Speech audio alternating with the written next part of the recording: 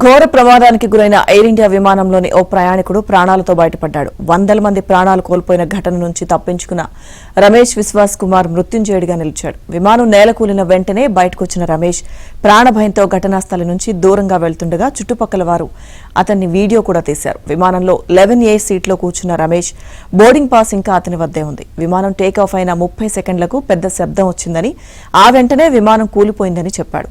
కళ్లు తెరిచి చూసేసరికి తన చుట్టూ మృతదేహాలే ఉన్నాయి. వెంటనే పైకి లేచి పరిగెత్తానంటూ చెప్పుకొచ్చాడు. ప్రమాదంలో రమేష్ కళ్లు, వీపు, కాళ్లు, చేతులకు గాయాలవ్వగా కొన్ని శరీర భాగాలకు కాలిన గాయాలయ్యాయి. భవన నిర్మాణ కార్మికుడైన రమేష్ భలియా బ్రిటన్ పౌరుడు. 20 ఏళ్లుగా లండన్లోనే ఉంటున్నాడు. కుటుంబ సభ్యులను కలిసేందుకు ఇటీవల భారత్కు వచ్చిన రమేష్ అతని సోదరుడు అజయ్ కుమార్తో కలిసి లండన్ తిరుగు ప్రయాణమయ్యారు. ప్రమాదం తర్వాత అజయ్ ఆచూకీ తెలియరాలేదు. ఈ ప్రమాదం నుంచి మరో వ్యక్తి కూడా ప్రాణాలతో బయటపడినట్లు తెలిసింది.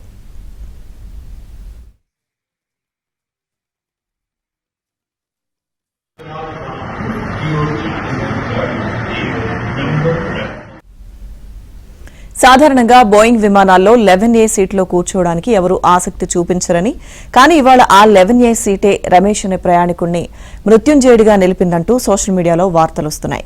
బోయింగ్ విమానంలో 11A సీట్ ఎయిర్ కండిషనింగ్ సిస్టమ్కి సమీపంలో ఉండడం వల్ల అక్కడ కిటికీ ఉండదు. దీంతో ఆ సీటును సాధారణంగా ఎవరూ ఎంచుకోరు. ముఖ్యంగా 10 గంటలకు పైగా ప్రయాణించాల్సిన విదేశీ ప్రయాణాల్లో అయితే 11A సీటు తీసుకోవడానికి అస్సలే ఇష్టపడరు. అలాగే ఈ 11A సీట్ ధర ₹1,00,000కు పైగా ఉంటుందని తెలుస్తోంది. కానీ రమేష్ మాత్రం ఈ సీటుతో అడ్జస్ట్ అయి లండన్ బయలుదేరాడు. ఎమర్జెన్సీ మార్గానికి దగ్గరగా ఉండడం వల్లనో ఏమో మొత్తానికి మృత్యుంజయుడిగా బయటపడ్డాడు.